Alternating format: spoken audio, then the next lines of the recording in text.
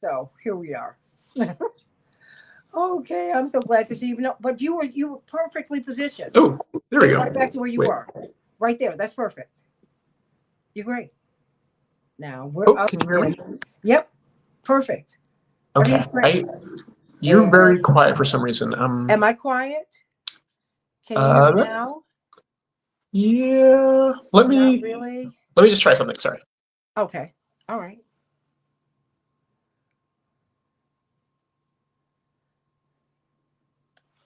Ooh.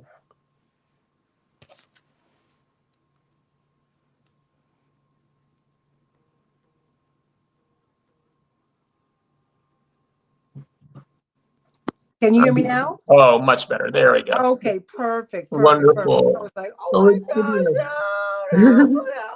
Oh, it's so nice to see Okay. you. I'm so glad to see you, my sweet. How is your baby girl? Thank you for asking. She's doing well. She's doing well. Well, Yes. we're already up, so I'm gonna get right to it. Awesome. We're gonna come up in 5.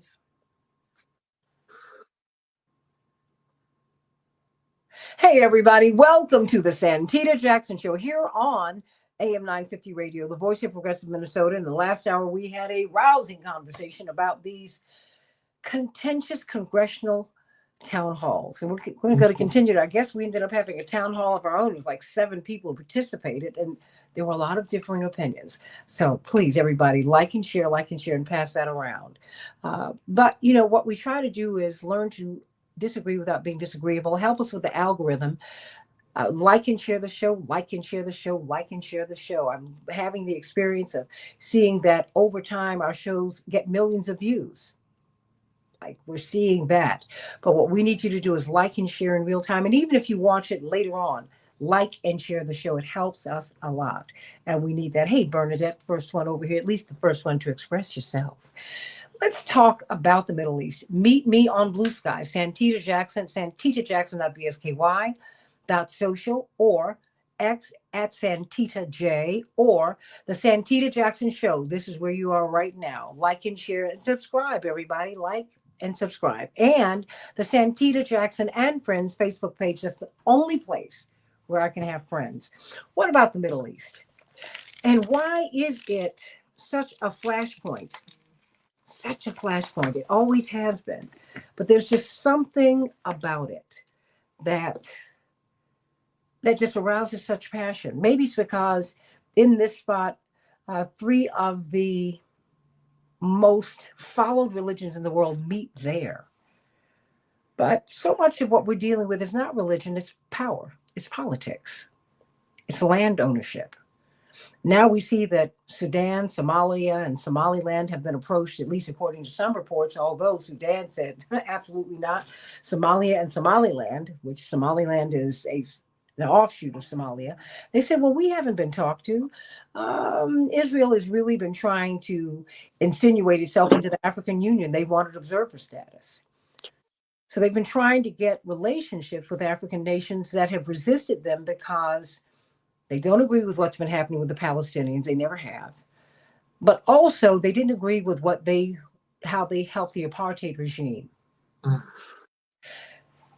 And all of Africa, no South African Airways flight had landing rights. Only place that they could refuel was in Israel. They had to fly from the bottom of the earth. That's about. And the only place that they had the right to refuel was Israel. Such was the solidarity that Africa had with that the Palestinians and the Africans, they've all met together on oppression.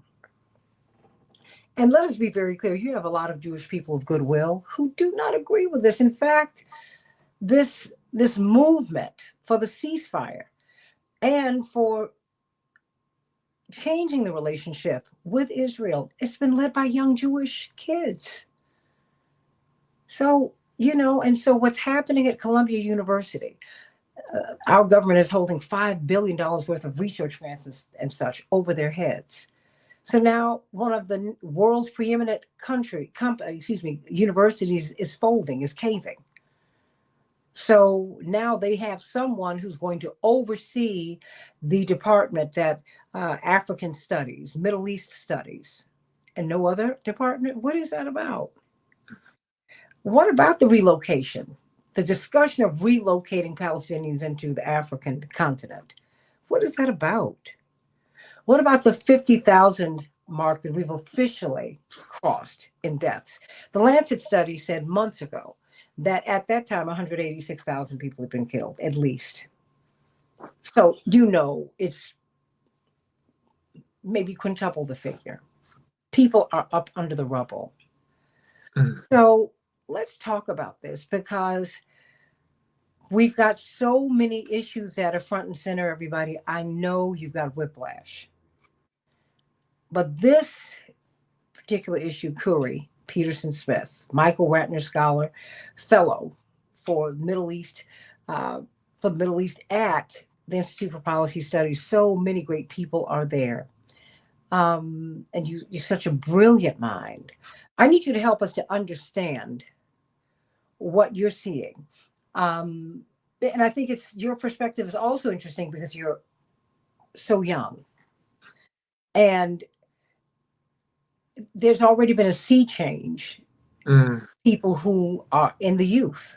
Mm-hmm. The Middle East policy that I grew up with Mm. is not going to stand. It is already it's changed with them. So there's a lot. So let's start with Columbia University. Yeah. Let's start close to home. What do you describe what's happening there and why is that of consequence? Oh my goodness. Well, first of all, I'm so grateful to join you. Such an urgent conversation, and this is for the people who run this country, for a lot of people who are running the mainstream media. This is a very uncomfortable conversation. These are uncomfortable truths, and so I just want to appreciate you for always talking about this and talking about it in its depth and in its fullness.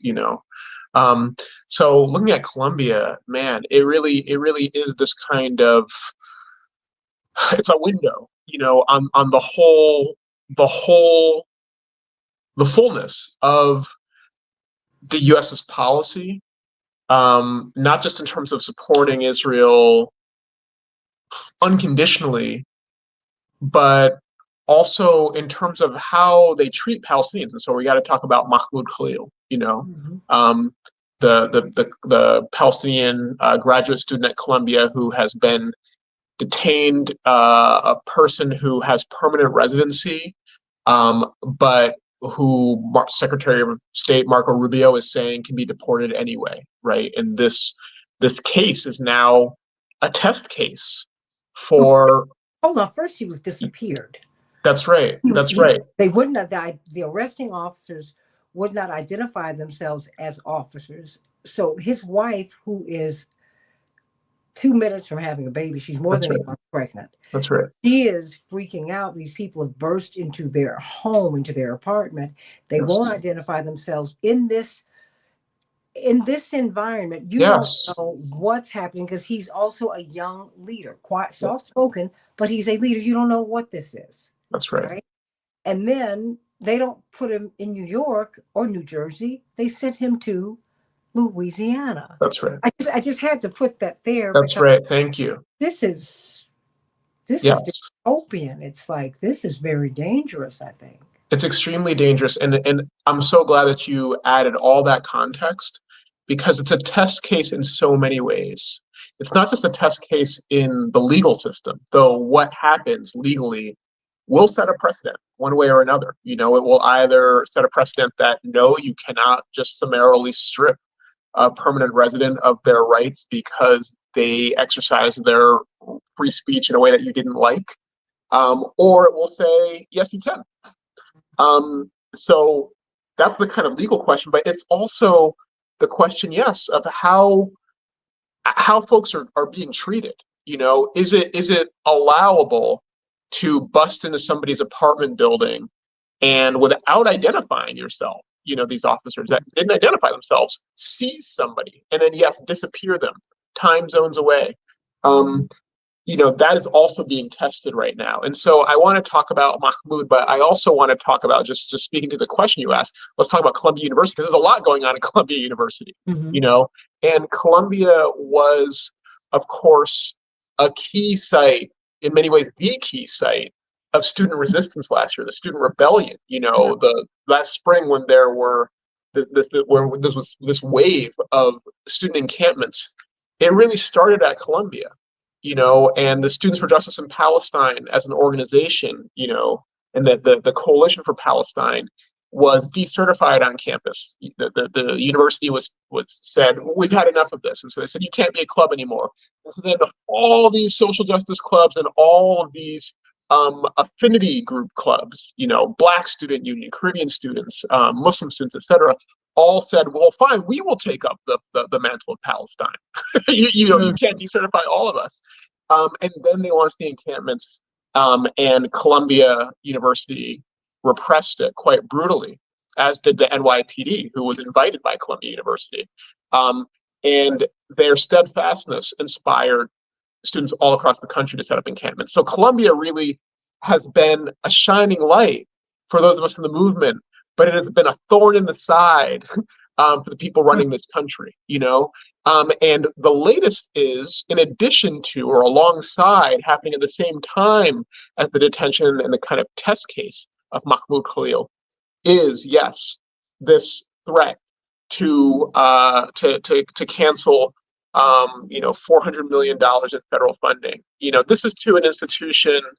Look, I don't want to minimize what it means, what that funding means for the different academics who have spent their lives doing research, and I don't want to minimize it, but this is not a poor institution. This is an institution that has quite an endowment, and yet they're caving. They've said, okay, I mean, not even in response to. It's not the case that the Trump administration went ahead and cut that funding. They just said they would, and the university said, we surrender. And I was talking to a friend yesterday. Actually, we had a rally for brother, Mahmoud here in Boston, and a friend said, if all these institutions got together, if these hundreds of institutions got together and said, we will not be dictated to, if all these institutions united and said, we are going to defy the federal government would not stand a chance. But instead, Columbia is allowing itself to serve as a negative example, and caving at the same time as they cave by surrendering their student. I mean, they're not fighting for their own graduate student, Mahmoud Khalil.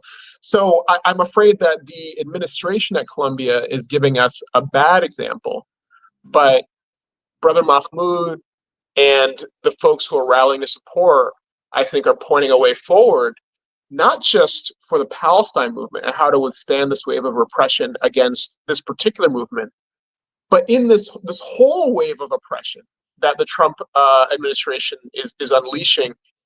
This is the way to respond, by getting together and standing up, not by allowing ourselves to be divided and surrendering. Well, because these institutions are looking at, withholding degrees, Yes. sending degrees. They're not rescinding the debt, but the degrees. And it's just, this is unbelievable.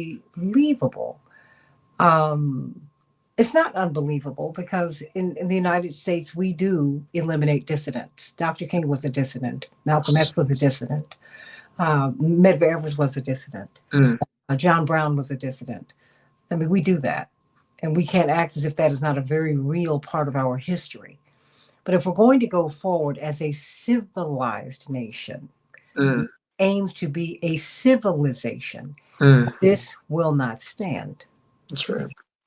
And so, because this is really a metaphor for so many movements. Yes. And in particular, because you've written about Black internationalism. Because some people are saying, not all, but some, we have our own problems here in the United States. Right. Why are we dealing with this? And there's no reciprocity. And What do you say to that?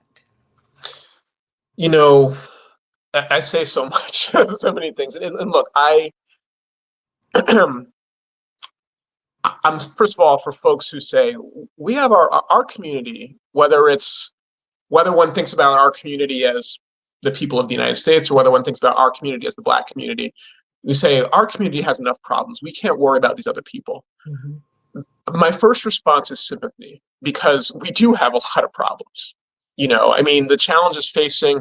I mean, I had the great honor of being on your show to talk about the whole question of migration as it pertains to the city of Chicago, and in particular to Black Chicago. And Black Chicago, this is a community that has suffered incredible neglect for so long. And so I'm sympathetic to that kind of sentiment. But my big takeaway, and I'll say more, but my big takeaway is solidarity, that is uniting across our different divisions and standing together. That is the key to all of our freedom, but it's not easy. Mm-hmm. It's not going to be an easy thing. I mean, that's the catch. It's not the easy road, you know. It takes work. Mm. And I want to say a bit about that work, because you mentioned this notion of reciprocity, which I've heard so much. I have written about Black Palestinian solidarity and sought to publish in Black publications who said, we're not going to publish this until those people, Arabs, speak up for us. Then maybe we'll publish. Mm-hmm. And I would argue that our solidarity with people who are experiencing oppression should not be conditional. It isn't, I support your freedom on the condition that you come to my rally. I support your freedom because you deserve to be free, because we all do. So that's the starting point.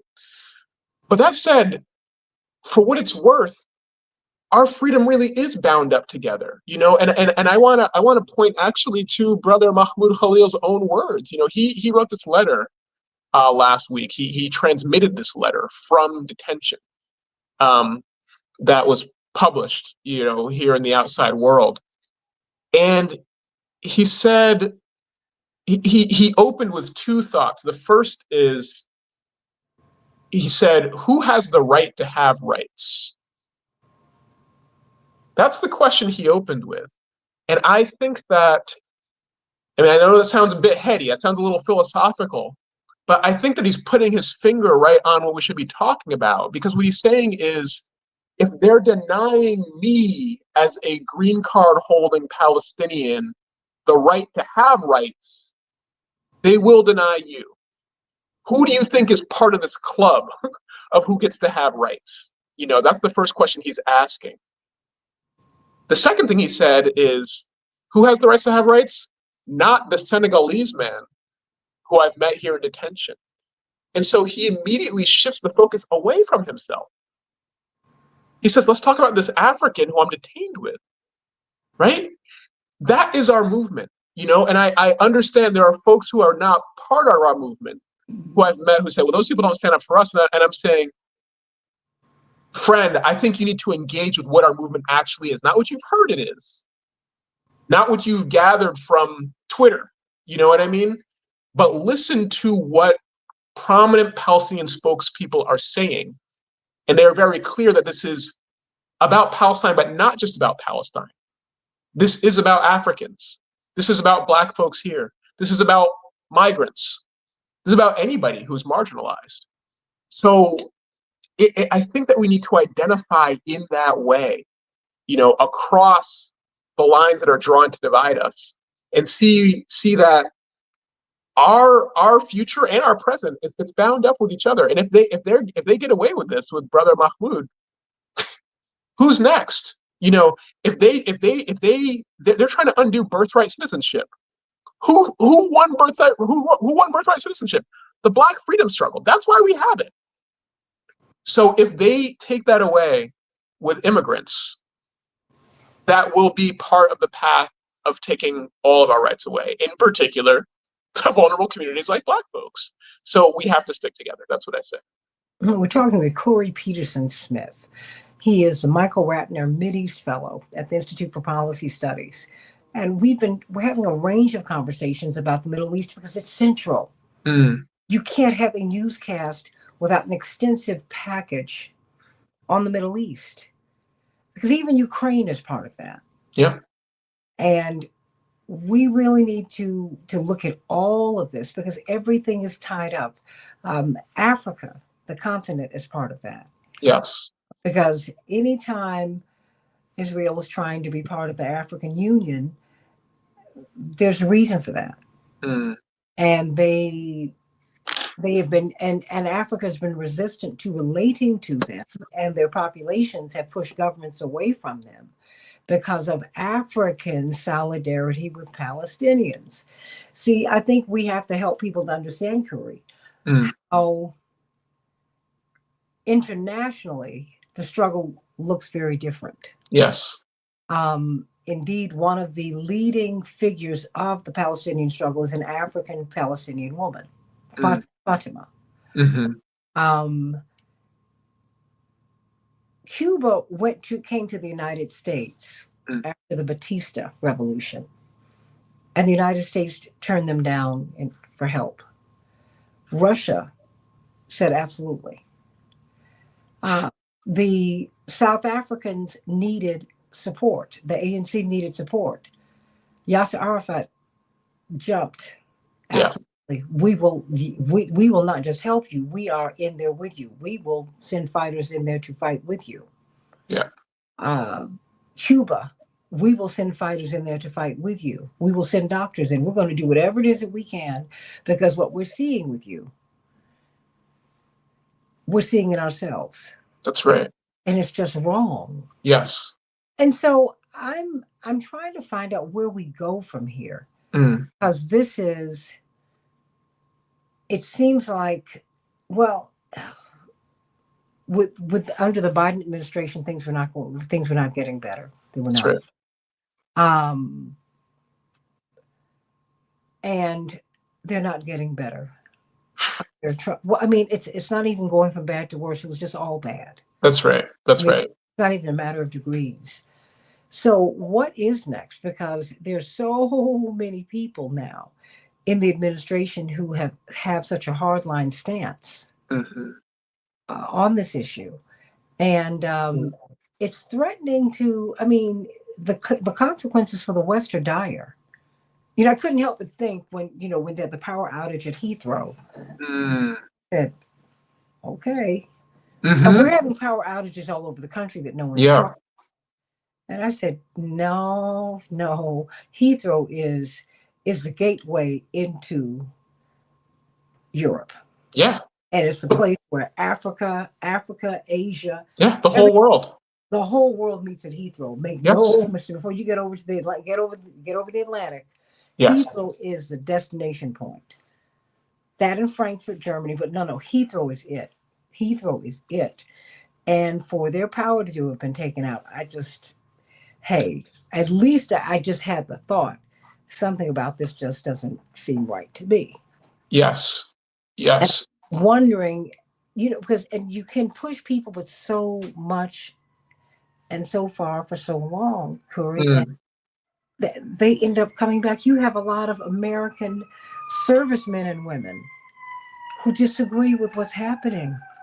And this poor child burned himself to death on the street in D.C.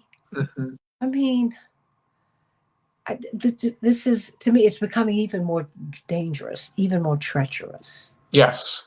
Thank you. Yes, it's extremely dangerous. And, I appreciate you bringing up what happened at Heathrow.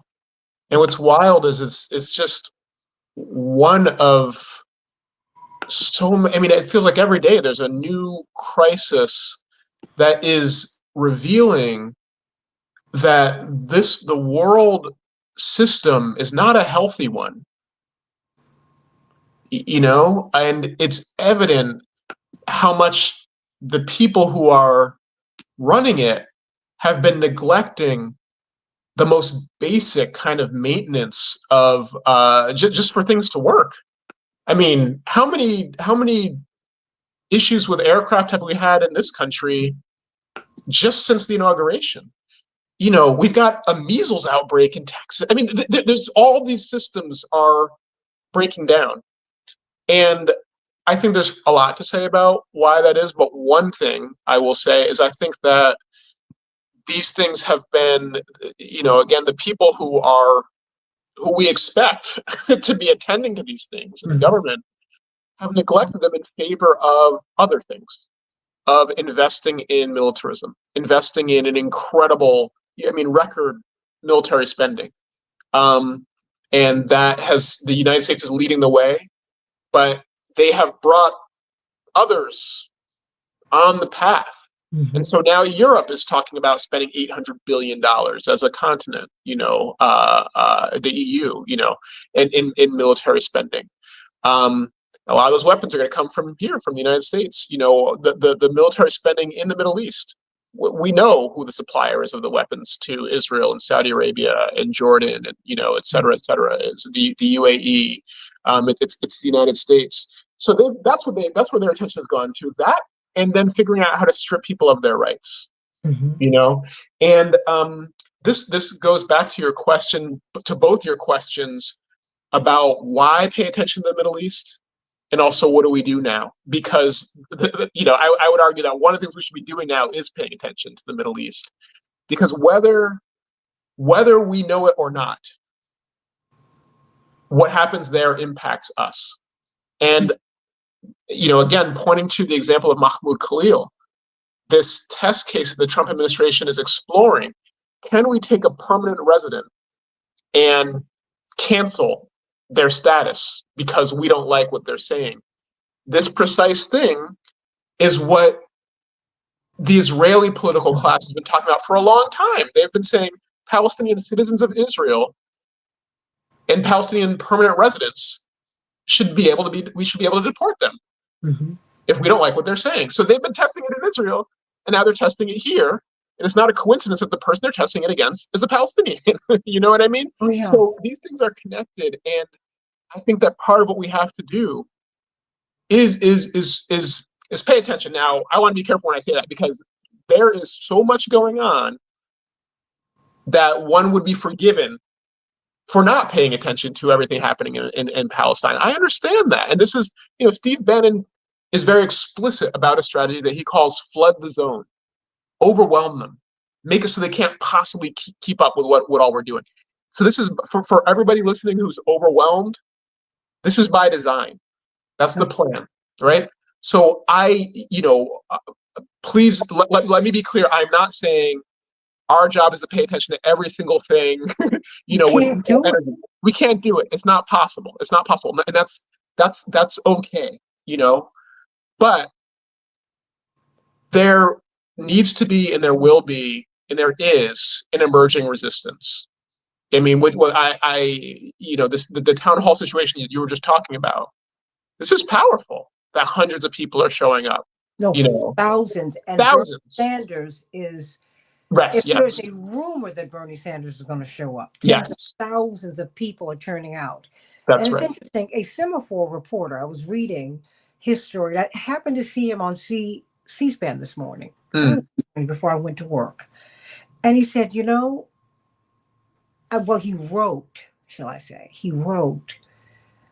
I was in the crowd and I was talking to people who would come to see Bernie, and I had to find people who supported Kamala. I was surrounded by Trump supporters.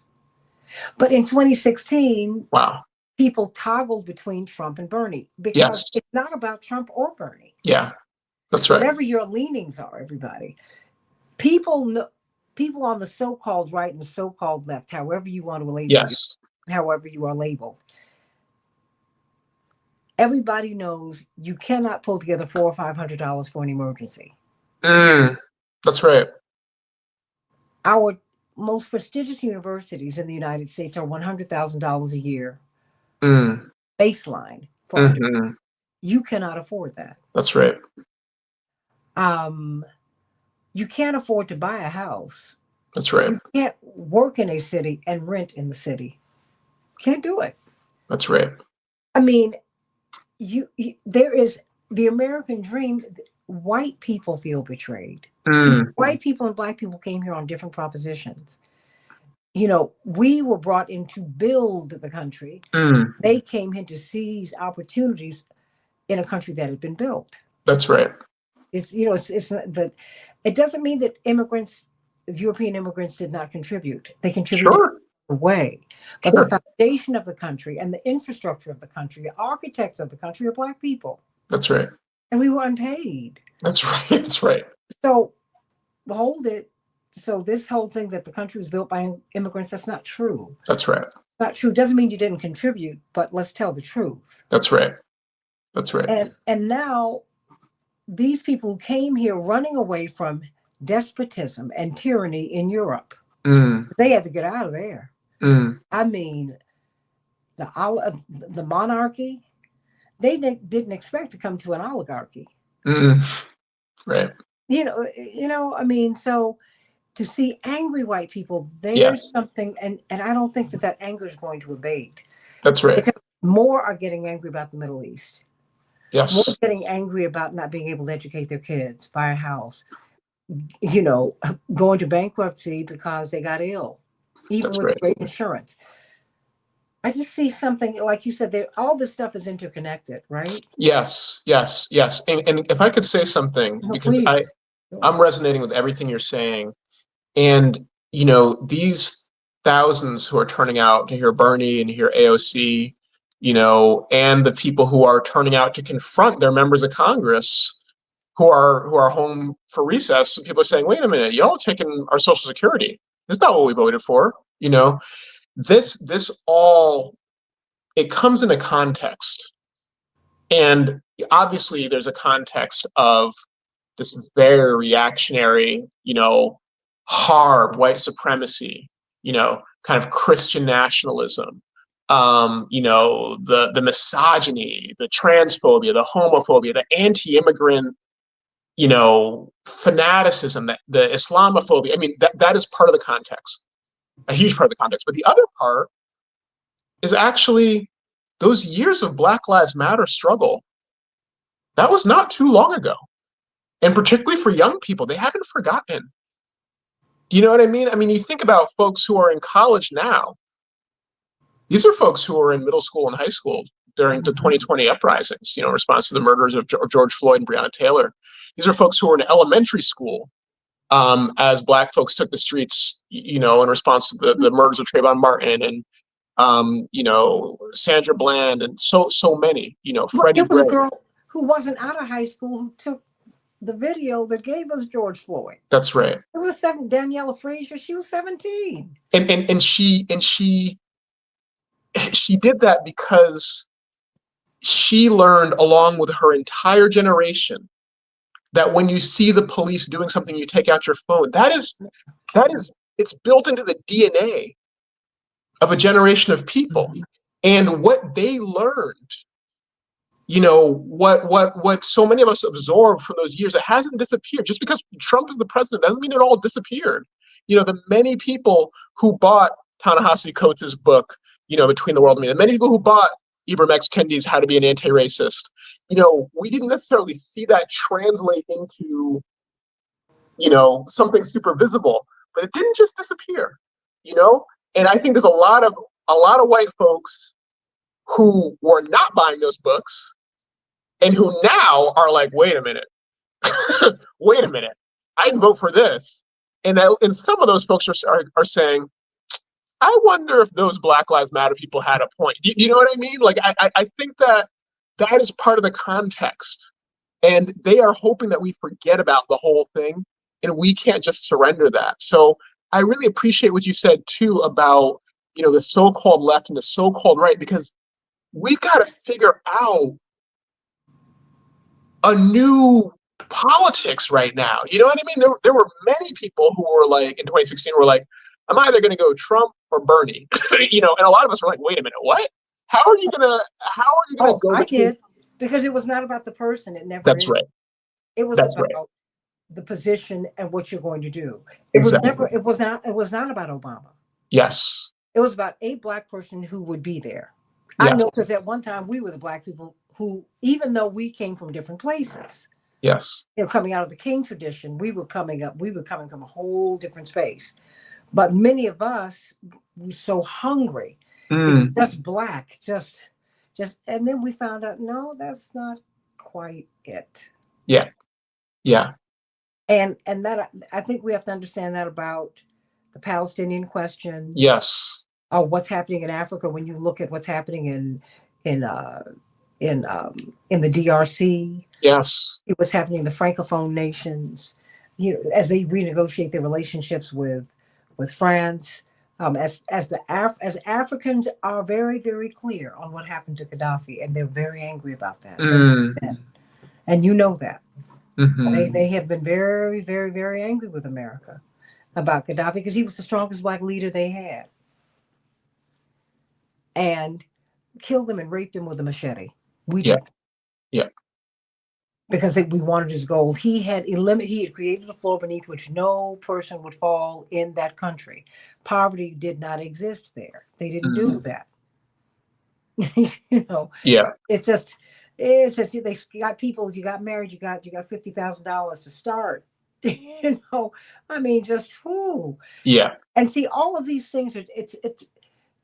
We're bringing a lot of things up, Corey, because a lot of Yes. things are happening at one time, and they're all. If you peek back behind the curtains, there's a reason South Africa is steadfast on the Palestine, Mm. and they're not moving as they're being threatened, Yeah. and That's they're right. saying, "So what?" Right. Right. Right. I mean, they're not moving. In Right. fact, they're becoming Mm. even. They're even more firm, right? I mean, now they're like, "Look, come, please come for me. I'm here. After what we've been through, you can't do anything else to me. You can't. I mean, you can't." And what's the path forward? Yeah. Because I mean, because in the United States, Yeah. we are now. I think we're at a crossroads, don't you? I do think we're at a crossroads, and I think what I'm taking away is there's something emerging right now. I mean, I think the whole world's at a crossroads, and there's a Mm. question of what will the future look like? And so you have not just Donald Trump, but you know, Milei in Argentina, Orban in Hungary, Putin. I Absolutely. mean, there's all these people who that Maroni in Italy. I mean, all these people are trying to figure out what does the future look like, and I want to roll in Netanyahu. So they're negotiating a future. Mm-hmm. Some of them and they'll agree with each other on some things and disagree with each other on other things, but they're trying to say, all right, how do we want the next phase of the world to look? And the thing is, if if if they're having that conversation, it's because it's not set in stone what the future will look like. And if it's not set in stone, that means that we also get a say. And Mm. all I am saying to folks here and now is let's make sure that in the world that we are crafting, nobody's left out. Mm. It doesn't mean that you have to be. I mean, I encourage folks to learn everything they can about Palestine and all over the world. But there's only so much. There's only so much time in the day. That's okay. But as a principle, let's make sure nobody's left out. And I do think that Palestine, it's on the cutting edge, in both directions. I mean, I think that people like Trump and Netanyahu want a lot of the world to look the way Gaza does now in terms of destruction and mass murder and no accountability for that destruction. Wow. But then there are those of us who are very inspired by a kind of steadfast commitment to justice. And that's the other thing that Palestine is showing us. And I would encourage us all to pursue that world all together. I believe I think that you're so wise, and that is so important. Because Dr. King knew that And Gandhi knew that nonviolence is the way. Otherwise, we're going to mutually destroy each other. Yeah. Or just it's mutual. It'll be self-destruction. It will be mutual destruction. We're going to do that, and we have an opportunity not to. And I just it's just interesting that this Middle East question it Mm. raises so much because now you have the Arab nations, which are very conservative in their politics. The people, their their subjects are not letting them bring, and some citizens, because all of them are not monarchies, Right.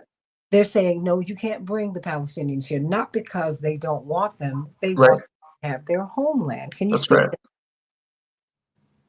That's right. Yeah. that? And if they can displace Palestinians and just move them somewhere else, yeah, we know what that means for everybody. I mean, there's a lot of,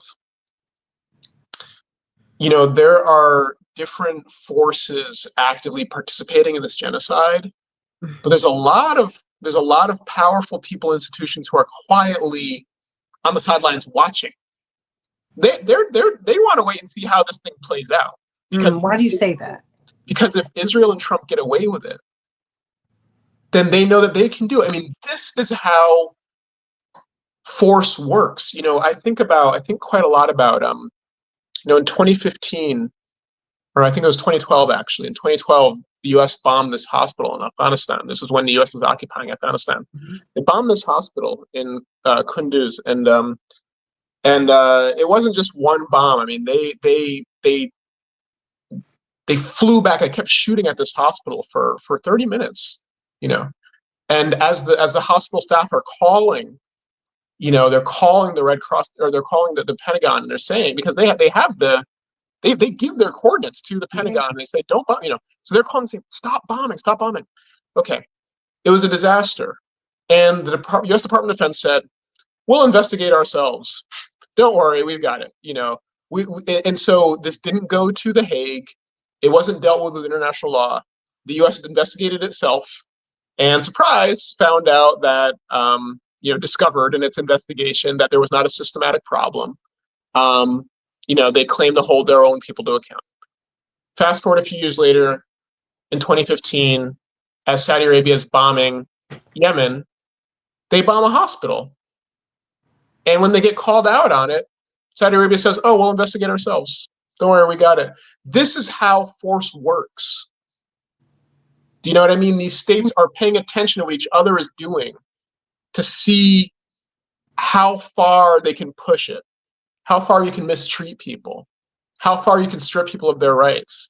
And so that's one reason why Gaza and Palestine is so important. Of course, it's important first and foremost for the Palestinians who are suffering, but it's also relevant to all of us, because if Israel and the U.S. can get away with this, it means a darker world for all of us.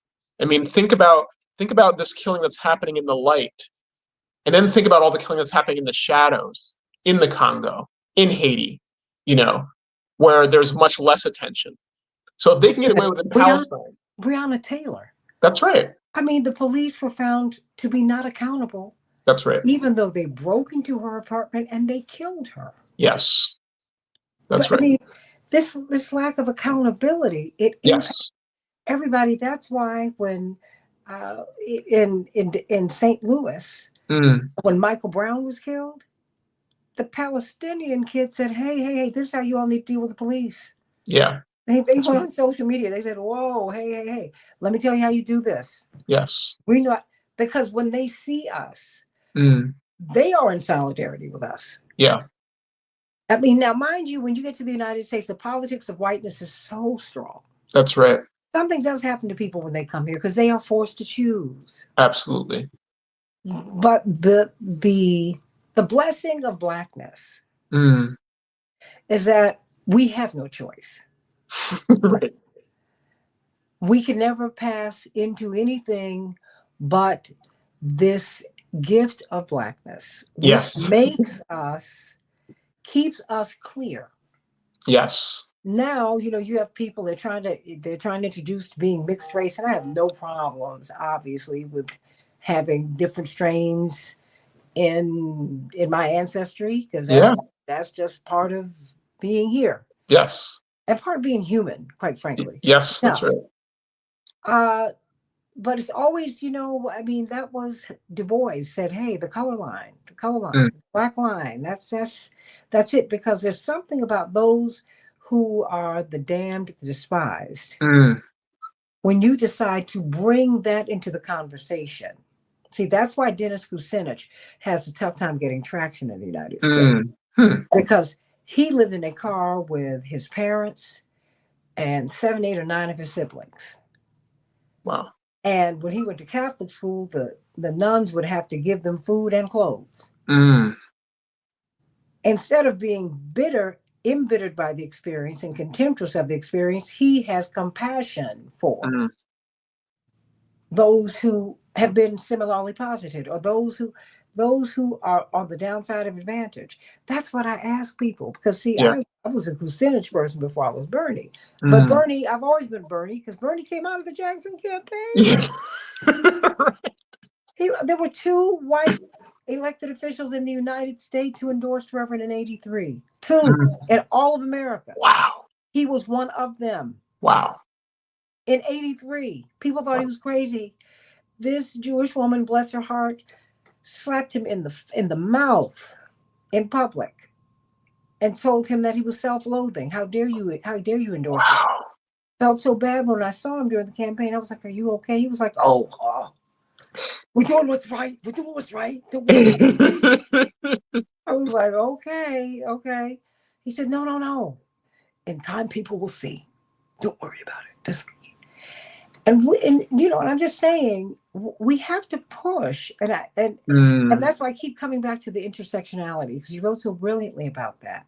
Because Black internationalism mhm, and internationalism for everybody. I mean, my father's often said, we're natural internationalists. We mhm, came here on a foreign policy. mm.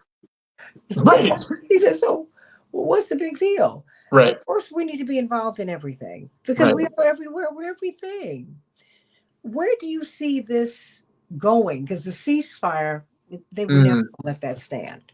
They Now they're not letting the food in yeah. again. Yeah. I mean, it's just this is a horror. Yes. Yes. And it's very systematic. Yes, I mean, how can this stop, Yeah. Corey? I want to answer that question really honestly. I think that Israel and the United States, supporting it, they're in this open-ended, and I think for Israel, they see it as a permanent offensive. This is the plan for the foreseeable future. I mean, they're starving and bombing Gaza. They are increasingly bombing the West Bank, and also they're displacing tens of thousands from the West Bank right now. Yeah, Um, they're bombing Lebanon again. And by the way, they never took their troops out of Lebanon. I mean, they're part of the ceasefire agreement, that they struck a few months ago with Lebanon was to withdraw troops by now, well before now, and they never did. They are attacking Syria, and they've already bombed Iran once, and I think that they're planning for more, and Yemen, and the U.S. is now bombing Yemen, as well. Again, so this is their plan. This is their vision. What you see is what you get. It's not, I think it's very straightforward. thank Um, but there's something there's something quite fragile about it. Actually, I know that they present very strong, but you know, every time Netanyahu launches a big new offensive, he talks about it first. He talks about an initiative on social media. He does that in English. you. Hmm. Why is he doing that? Because he's speaking to Americans because he knows that he cannot just do what he wants. I know that he acts like he can do what he wants, but he can't. He knows that he needs the consent of the people of this country. Mm. That's why there is a whole English language social media operation for Israel. And that's why he speaks in English and he tries to speak. It's why he comes and gives a speech to Congress, and why when he comes here, he goes on Meet the Press. If he just did what he wanted and didn't care, he wouldn't have to do that. He wouldn't speak in English. He is appealing to Americans, and there is panic among the more astute Israelis, not the ones who are so inebriated on their own power, but among the more astute ones, they are panicking that they're saying, we are not just going to lose this thing strategically in Gaza. I mean, lose, I don't know what it means to lose a genocide, but you know what I mean? From their perspective, they're not, they're not achieving their military objectives. But they're like, we're not just going to lose in Gaza. We have lost a generation. I think about Jack Lew, the former, the recently former U.S. ambassador to Israel. He gave this incredible interview in the Times of Israel on his way out, and he said, "These kids in college, they're going to grow up. They're going to be in government." And he said, "Israel's in for tough times." So there's something fragile about it, and on the flip side, there's something very strong about our side, and I know it doesn't feel strong. I know that we feel exhausted and we feel heartbroken. We feel shaken. We feel afraid. But you think about all they have thrown at us to dissuade folks from supporting the humanity of Palestinians. They said, you're anti-Semitic if you support these people. They say, we're going to deport you. We're going to kick you out of school. We're going to arrest you. And yet this weekend, as last weekend, thousands of people all across this country took to the streets and demanded the freedom for Mahmoud Khalil and demanded an end to U.S. support for what Israel's doing in Gaza. So despite all of this, we have not quit. And so what's going to happen? I think that we have to deepen our roots. I think that we have to find more strength, know that strength comes in solidarity. And I think that we have to recognize where we are strong and where they are weak, because at the end of the day, they need us. If they didn't need us, they wouldn't appeal to us so much. But I feel strengthened, quite frankly. And I'm older than you, I'm your auntie. And the fact is, we've always won. That's right. Not because God is on our side, but because we're on God's side. God does not like you to harm his children. God wants us to be kind to each other. God wants us to love one another. And I'm not saying that people are beyond correction, because I have my hope springs eternal in my bosom. That having been said, I know everything is going to be all right. Yeah. Because the Bible told me so. At the end, God has won. Now, the question is, where are you going to be when the great judgment comes? On your great getting up morning, as the old folks used to say, what will you say? So before we go, I know you have a heart out. I want you to have the final word here, because we've got to keep hope alive. That's My father came up with that. He was on the cusp of becoming the nominee. The cusp. And then it didn't happen. And he didn't want people to lose hope. He said, you got to keep hope alive. We have come so close.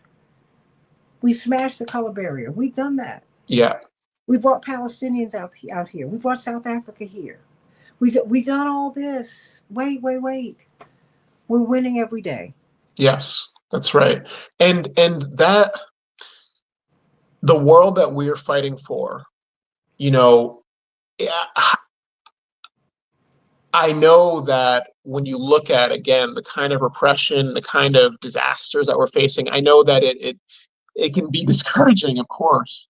But in so many ways, we're just closer than we've ever been. I mean, the amount of questioning of huge things, not just this particular policy in Gaza, though it is an historic breakthrough that a majority of Americans have said that they support stopping U.S. military aid to Israel. That is profound. It's a profound breakthrough. Frankly, it's a breakthrough that I think that our movement has yet to really grapple with, because we're not used to winning. You know what I mean? Well, I mean, in such a big way. It's exactly. It's huge. Okay. So, but it's beyond that. It is, again, I think about the years of conversation pushed forward by Black Lives Matter about the fact that slavery is at the foundation of this country. Mm-hmm. Those folks went through their whole lives never realizing that. And now they realize it. Absolutely. And that's the kind of thing that once your eyes are opening to that, that doesn't translate immediately into knowing exactly what to do. You have to marinate on that for a bit. Because you're like, wait a minute. Where then you think about all the wealth in your community or all the wealth taken from your community. And you have to think about where that came from and where that went to, and all it's very deep. But people are metabolizing that en masse. And it is laying the basis for a new era, and I think that for those of us who very actively are thinking about how do we channel this into a movement, for those of us who are movement folks, there's an enormous opportunity and enormous responsibility. So that's what we got to do. Corey Peterson Smith, I love you. 950 Radio, the voice of progressive Minnesota. He is the future. See you tomorrow.